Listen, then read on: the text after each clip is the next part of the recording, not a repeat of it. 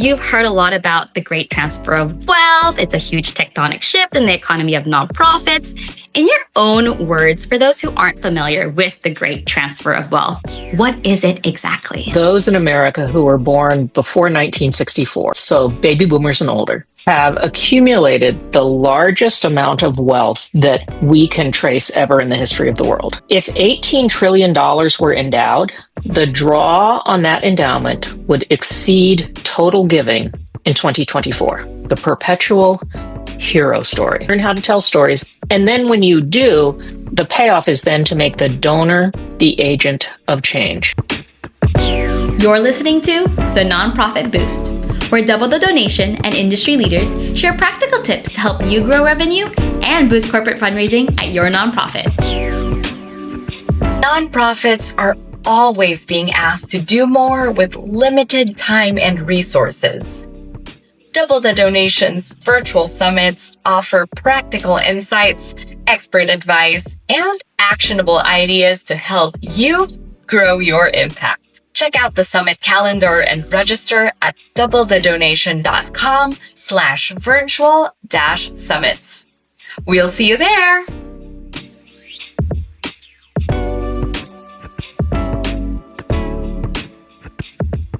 Hi, everyone, and welcome back to the Nonprofit Boost podcast. I'm your host, Immaculate. Today, we aren't just talking about how to ask for a gift. We're talking about how to be an architect for the future. We're diving into a two-pronged strategy, how to prepare your pipes for that immediate $18 trillion and how to win the hearts of future heirs. To help us navigate this shift, I'm joined by a leader in the sector. She is the principal and founder of Benefactor Group and the former board chair of the Giving USA Foundation. With over 40 years of experience, she has helped steer some of the nation's largest campaigns, including Ohio State's first billion-dollar push. She's an astute storyteller, a self-proclaimed data nerd, and the author of the definitive new guide to financial resilience, the Endowment Handbook. Please welcome to the show, Laura MacDonald. Hi, Laura. Welcome. Thank you so much. I'm delighted to have this conversation with you today. I'm excited as well, especially since I watched your webinar, and this is such an interesting topic. Laura, as the expert in this field, you've heard a lot about the great transfer of wealth. It's a huge tectonic shift in the economy of nonprofits. In your own words, for those who aren't familiar with the great transfer of wealth, what is it exactly? So what we're talking about is the fact that those in America who were born before 1964, so baby boomers and older, have accumulated the largest amount of wealth that we can trace ever in the history of the world. So it's a crazy amount of money. I'll say a couple of things about it. It's estimated to be 125 trillion with a T, $125 trillion. And we can cite sources, or I can share them with you at the end if you'd like. And that wealth, obviously, I'm a baby boomer, can't take it with us. And so it will be passed on some of it will be spent during our lifetimes on healthcare, on lifestyle, on current charitable giving. But some of it will be passed on to our children or grandchildren or nieces or nephews. And some of it will be passed on to nonprofit organizations who have made a case for including that organization in the will of the person who has the money today. I'll say a couple more things about it, if you don't mind. And that is that a lot of people have begun to be skeptical about the great intergenerational transfer of wealth because the early estimates were based on some typical life expectancy tables and the like. And so it's actually shifting later than we thought it might originally occur for two reasons. People who are wealthy live longer, and people who are wealthy and generous live longest of all. And so this is a cohort of people who, all things considered, are likely to have a longer lifespan. Half of the baby boom will reach age 85 by 2045. So really, this is going to ramp up and reach its zenith at about 2045. You can't wait until then to talk to people about including your organization in their estate plans, but it will be a bit of a bell curve up and down.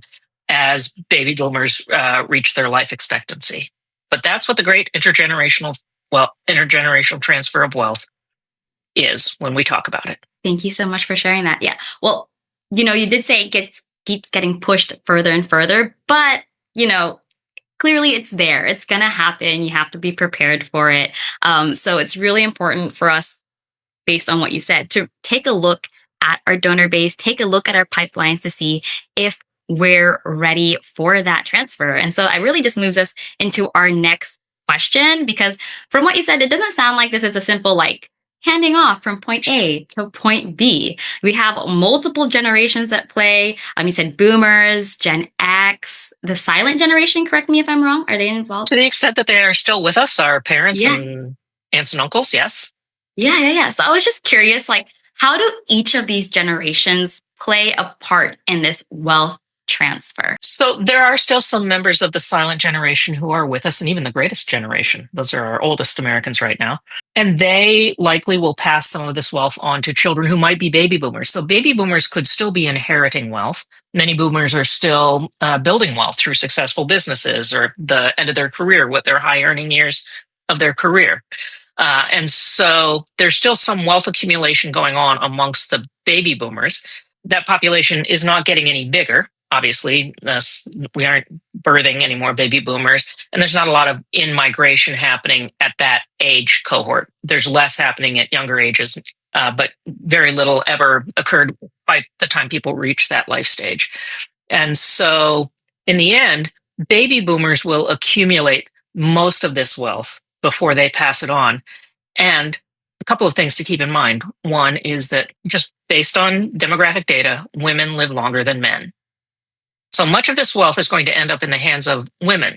So if you've got fundraising messaging strategies or systems, recognition programs that were crafted for what we thought of as the dominant philanthropist model, white, male, wealthy, you may not be well positioned to earn these inheritances from women as they age. So I would say, first of all, take a look just strategically. I'm not going to talk about socially or politically, but strategically, take a look at your fundraising systems through a gender lens, because women will be in control of much of this wealth at the end of the day. And the other thing I'll say is that so if you're hoping that your organization is going to inherit as a result of a planned gift, that a donor makes arrangements for your organization in their will or as a beneficiary of some of their retirement assets, you need to start talking to them younger than you might think. People tend to do their first will in their 50s, sometimes even younger. They've started to have children. They've started to have some assets like a home. They need to be responsible in how all of those things are going to be taken care of after their lifetime. The first charitable bequest tends to enter into estate planning probably sometime in the 50s or early 60s, the point at which perhaps the children have now graduated college and are on their way to their own self-sufficiency, for example. And so that's younger than we thought. But really, somebody probably updates or hopefully changes their estate plan maybe 5 to 7 times over their lifetime with major life milestones. The child goes off to college, the child graduates and now is self-sustainable, the sale of a home, the sale of a business, retirement, the death of the first spouse. All of these may trigger somebody to revisit their estate plan and change it. And the only one that really matters is the last will. So it's not as though, oh, good, we got in there when they were 64 and now we're good. We wouldn't do that with any donor. The other thing I'll say is that if you want to raise more in your annual fund, you would do well to have a really strong and effective planned giving program. Because contrary to what some people might think, when somebody leaves your organization in their will or makes you a beneficiary of their retirement assets, they are more likely to give to you annually and give more. And if you stop and think about it, if they're betting on you for the long haul, they want to support you today so that you can get there. And so these things work together beautifully. But that's really the baby boomer consideration. And for many boomers, some of our traditional fundraising methods still can be effective. I would say that that's especially true for when the giving decisions are either made by a man or by a married couple deciding together. If and eventually you probably will be talking to women, baby boomers making these gifts, you'd need to study some of the great work, for example, of the Women's Philanthropy Institute at Indiana University. Thank you so much for sharing that. That honestly, I didn't even realize how much women would be making an impact in these next couple of years. And the baby boomers as well. Y'all are really up there. That actually jumped into our second question, or third question, excuse me, because we are looking at this, 18 trillion that's going to be going to nonprofits. You already mentioned it in the very beginning, and that it's a really life-changing amount for some nonprofits and their missions. You shared some practical tips on how to successfully, receive and manage that 18 trillion. Do you have any other you'd like to share specifically for these nonprofits? If $18 trillion were endowed, the draw on that endowment would exceed total giving in 2024, which is awesome. So my first suggestion is that your board adopt a policy that says that any realized bequest or planned gift go to your endowment, unless the donor obviously specified some other use. But if possible, put those funds in your endowment. Your successors will thank you for it. Or maybe take $10,000 or $25,000 in cash to make this year a little bit easier, but put the rest in endowment. So that's one, and have a policy so that you're not tempted in the moment to do something different. So I would say talk to your board about adopting that policy, and have clear endowment management policies.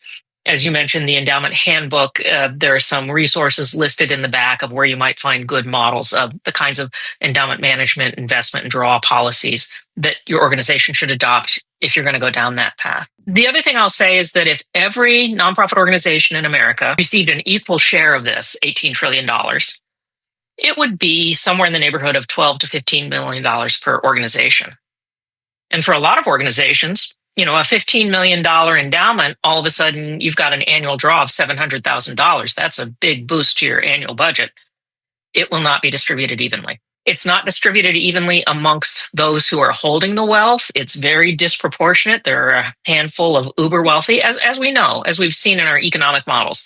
They've become very disparate. So it's not distributed equally, nor will it flow to nonprofit organizations equally.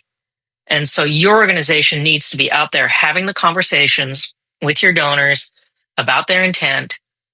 And if you want some good clues on how to do this, I can't recommend anybody better than Dr. Russell James. Go to his website, encouragegenerosity.com, I believe, or follow him on LinkedIn. He's a researcher at Texas Tech University who has done a lot of work on the motivations for a donor to make a planned gift, the kind of storytelling, how to overcome mortality aversion. One of the reasons we don't want to talk to people about a planned gift is because it means do we have to talk about death? And most societies have mortality aversion, some more strongly than others. Asian societies in particular, there's a real taboo about those conversations. And so how do you get around that? He's got some great clues, but I will say probably your best option is what he would call the perpetual hero story. During your lifetime, you have made such a difference for the people who we serve through your charitable gifts. You have really changed and saved lives. Would you be interested in having a conversation about a way that you could ensure that will always happen, even after your lifetime? I think I read an article of yours from Forbes, I think. Yeah, and you had a message or it's really simply as changing the way you deliver that message. And I think that honestly, even now, I'm just I'm catching myself be like, oh, I can't say it that, it shouldn't be, I need it, or you're more like a worthy gift or a worthy cause kind of thing. And I've loved trying to put that into my communications as well. So thank you so much for sharing that, Laura. We've talked a little bit now how to prepare the pipelines, the current pipelines for that 18 trillion.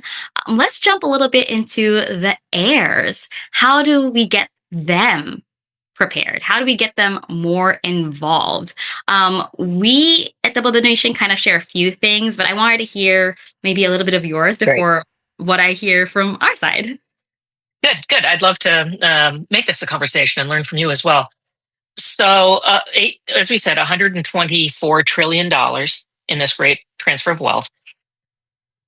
Some will be spent during the lifetime of baby boomers.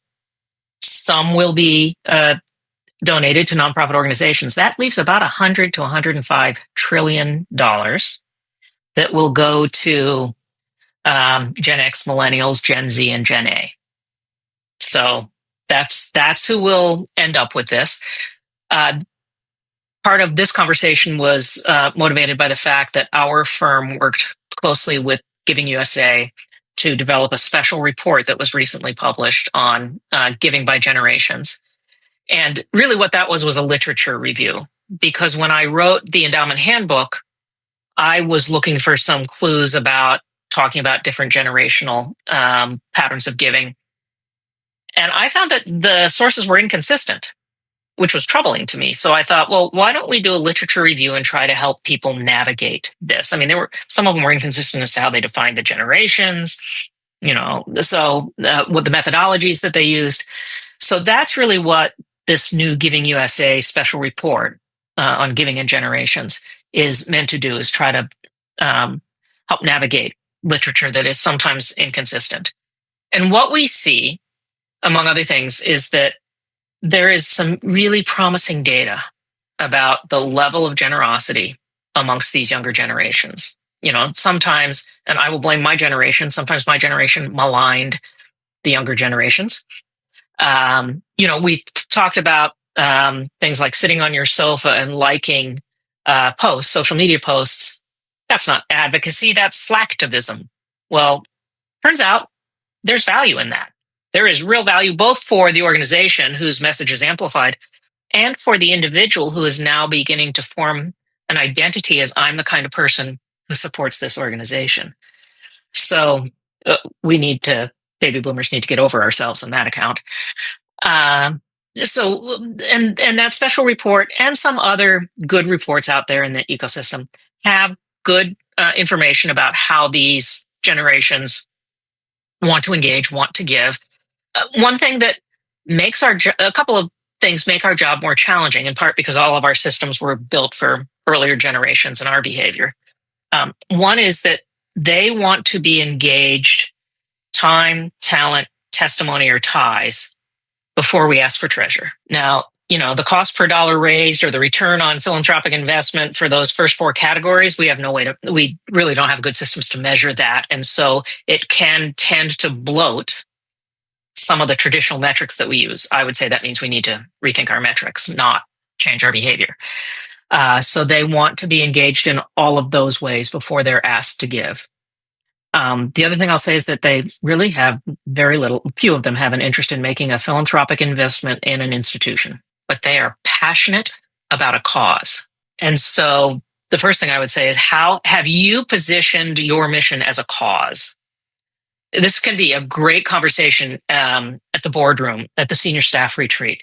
Are we a cause? How do we define ourselves as a cause? How do we talk about ourselves as a cause? Let's stop talking about being an institution or an organization. We're a cause. How do we express that? Because that will connect. One thing that is more challenging is that while those younger generations may have affinity for a particular cause, like let's say pediatric health, children's healthcare, they may express it differently each year. So this year they might give to the local children's hospital, and next year they might give to St. Jude's, and the year after that, maybe it's Juvenile Diabetes Research Foundation. And so we need to look at loyalty differently. It's loyalty to a cause, not necessarily any one organization. And so that makes it more challenging to do donor retention and some things like that. So can we position ourselves as having multiple doors? We're a cause with multiple doors. You don't have to go shopping someplace else. You can find multiple ways in to our cause. And are there some ways to do donor engagement? The other thing that I will say is that donors of all generations are more likely to stick with your organization. First of all, if you've helped them adopt an identity, I'm the kind of person who supports this cause. That's part of my identity. I'm the kind of person who wears this brand of clothing or eats this style of food, and I'm the kind of person who I've adopted it as part of my identity. And that in part can come from the fact that I count the other supporters among my friends. I've begun to develop social relationships, and I know that attending the activities of this cause is where I'm going to run into my friend group. And so that too reinforces that identity notion. And then finally, there's the stuff that should be easy, but surprisingly isn't. Like, don't ever ask a millennial to send you a check. I mean, if you go find for me a millennial who has a checkbook, knows where it is, knows where to find a stamp. I mean, I had one recently ask me, what is a post office? So do not ask a millennial to send you a check. Find a different way for them to affect the transaction and make it as frictionless as possible. It's so funny that you shared that story about only one millennial sent a check, because I was actually talking to a school recently and they also did that. They were like, let's figure out how our audience loves to interact with us. And they asked for a check, and they said only one person from the millennial age group also gave a check. So clearly this must be like a universal experience for some people, some organizations, some institutions. Yep. I loved what you said about, the time before, like, having them involved before asking for money. That's also something we've been seeing a lot as well at Double the Donation. Like, they want to volunteer. And, volunteering is still a really important part of a donor stewardship journey, because it gets them involved. And time is still money at the end of the day, especially if we have volunteer grants. So I love that you brought that up. You actually delved again into our other question about how can an organization effectively share its story to educate the public about its cause? You said something about like your peers and your friends. Could you delve a little bit more? Right. Yeah. So I think being thoughtful about using your social media platforms in a way that you're not just sending out messages, but encouraging some lightly curated conversation so that other people can be part of the conversation as well. But I think the most important thing is learn how to tell a hero story. A hero story is not an anecdote. We served 2,400 second grade students last year. That is not a story, or at least it's a bad story. It's at best a data point. Maybe you'll go a step further and say, one second grade class came from Como Elementary School. We still do not have a story. A story, and by the way, everybody knows the formula for a story because you've seen a Star Wars movie, or you went to Moana, which I took my grandchildren to not too long ago. It's the classic hero story. For those of us who are old enough, it traces back to Joseph Campbell and The Power of Myth. So the classic hero story is that you have a hero. It is almost always a human being. It's really hard to make your organization a hero, for example. It's almost always a single human being. It could be a family or some other very tight-knit group of a handful of individuals, but it's almost always just one individual. So now we're going to say, let me tell you about one of the second graders from Como Elementary School. This second grader, we learned afterwards from the teacher, had recently come to the school, had not really socialized with the other students, was very quiet, didn't make eye contact, didn't speak up in class, and didn't seem to be thriving. Then Como Elementary School came to our museum, and we were doing a special unit on dinosaurs. And clearly, this child had an affinity for dinosaurs because some switch flipped in this child, and they were excited on the day of the visit, and they were running with their classmates to the next display, and they were listening intently as the information was read about each dinosaur. What the teacher has shared with us is that behavior has continued as that child went back to school. And every once in a while, the teacher will make sure to bring back up the topic of dinosaurs to ensure that child stays engaged. But this had a life-changing impact on that student. We serve 2,400 students a year like that from Como and all the other elementary schools. Now people have fertile soil in which to remember the data, but really what they're going to remember is the story. So learn how to be a good storyteller. It's got a hero. In this case, the hero might be the second grader, might be the teacher, might be the educator at your museum. There are ways to position it so that each one can be the hero. Has a beginning state, didn't make eye contact, wasn't thriving, goes on a journey, and has an elevated state at the end. That's the simplest form. Now, it sounds simple. Russell James has written 300-page books about it. So there's a lot more to it than that. But at the very least, learn how to tell stories. And then when you do, the payoff is then to make the donor the agent of change. Don't say, when you give to our museum, we can change the lives of 2,400 second graders. That's not the best framing. The best framing is, depending on the individual, either your gift changes the life of a second grader. The donor has become the agent of change. Some donors, especially male donors, especially wealthy donors, want to be the singular agent of change. You're the hero. You've changed a life. Other donors, younger generations, women, want to be in a community of change agents. When you give, you join all of those who are changing the lives of students like this. So I think understanding, as we said, the transaction methods and platforms that they're going to use, that's important. But then also understand the language that will resonate. Not me writing that down. I love that example there. Especially, I think you put it in such a beautiful way, because I already resonated with the kid. Like, someone who has like a fascination and maybe didn't have the attention of people noticing, oh, she has a fascination for that. But then now you can connect with this kid in a really special way. And then that also extends to the organization, to the school. So I see what you did there with that hero impact story. So thank you so much for sharing that example.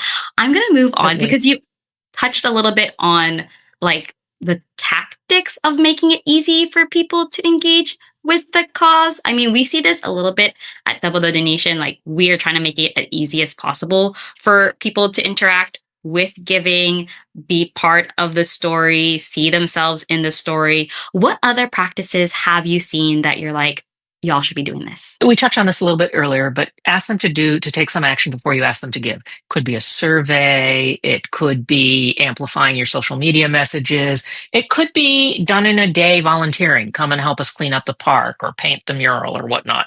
I wouldn't go straight to, you have to sign up for 7 Tuesdays in, 3 consecutive months. Make it easy. Done in a day volunteering that can fit into my busy lifestyle.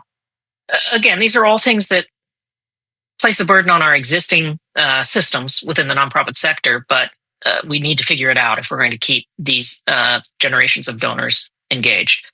The other thing I would say is don't make assumptions about which of your younger donors, what their financial circumstances are or what they will be in the future.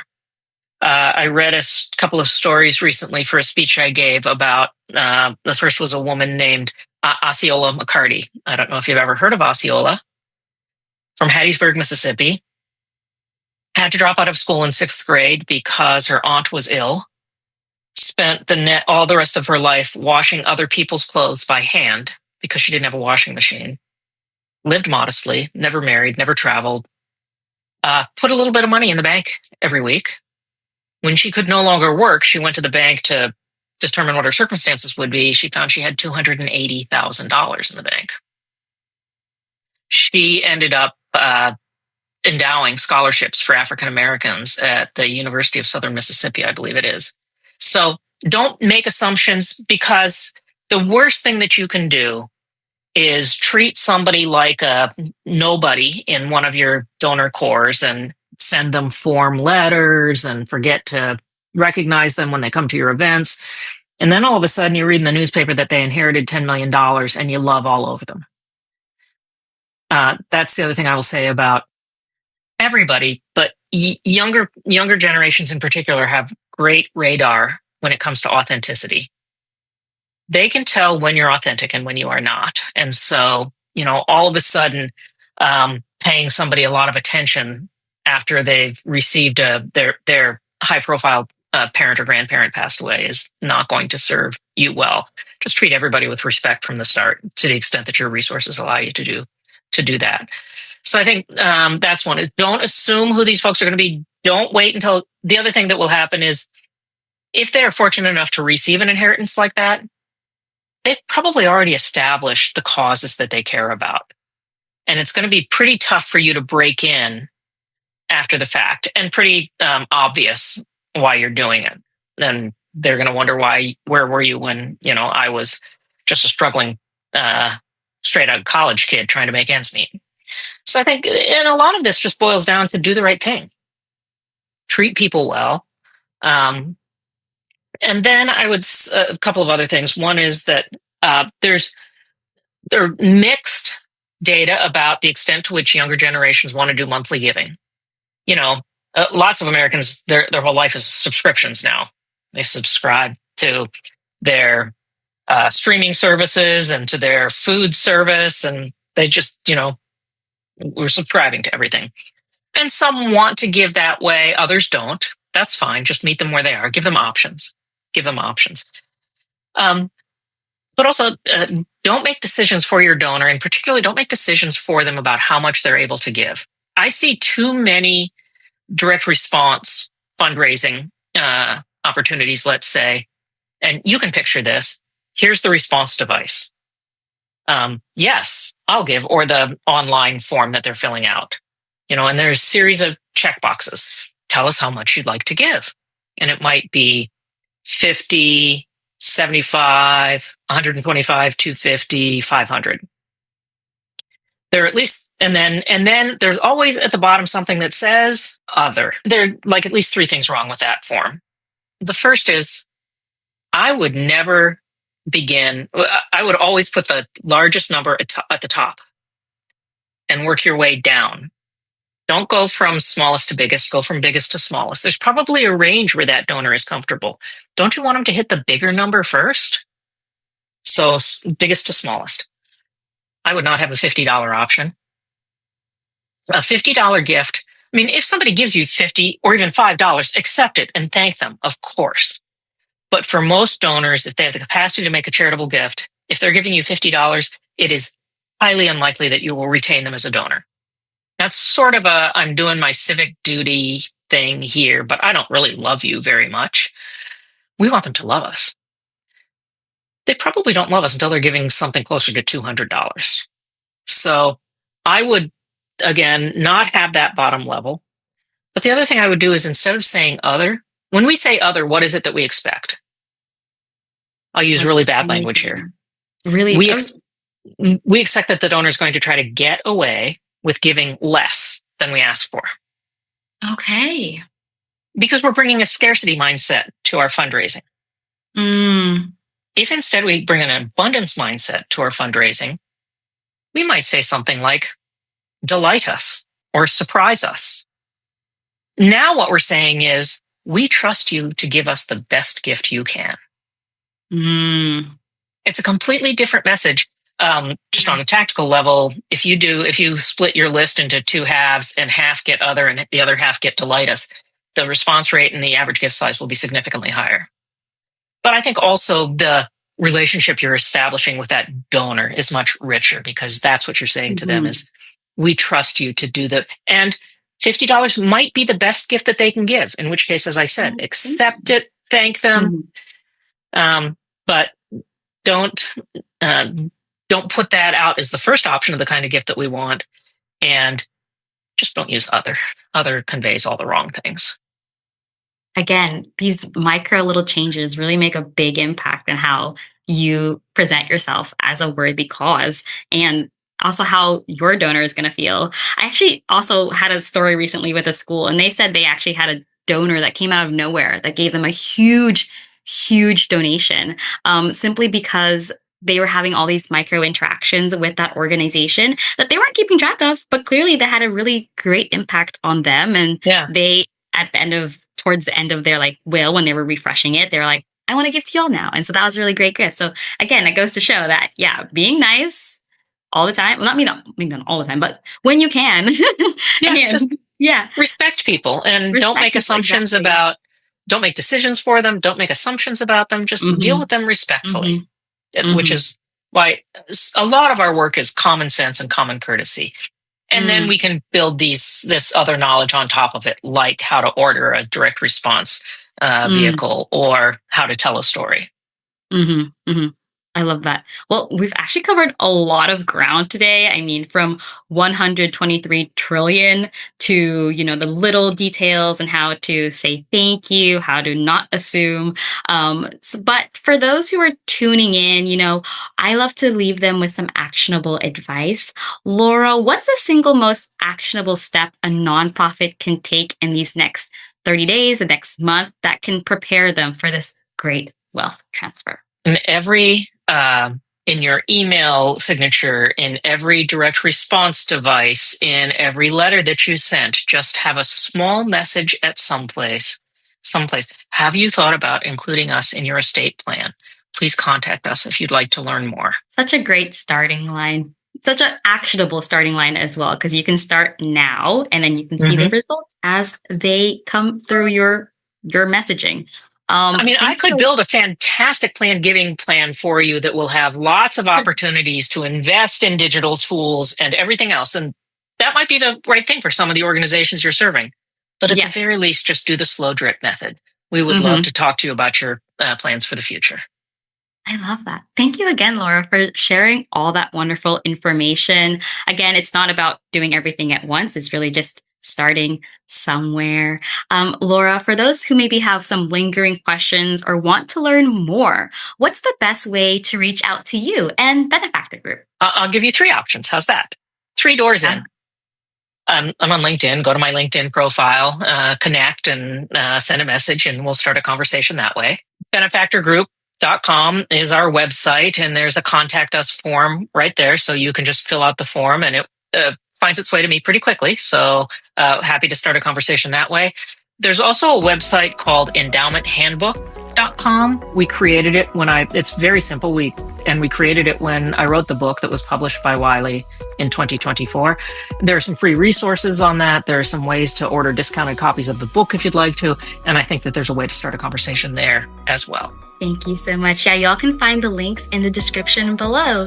Thank you again, everyone, for joining us. And if you want to hear more episodes like this, feel free to just subscribe to our YouTube to be notified about new episodes. Thank you, everyone, for tuning in. Bye. Here's your next steps.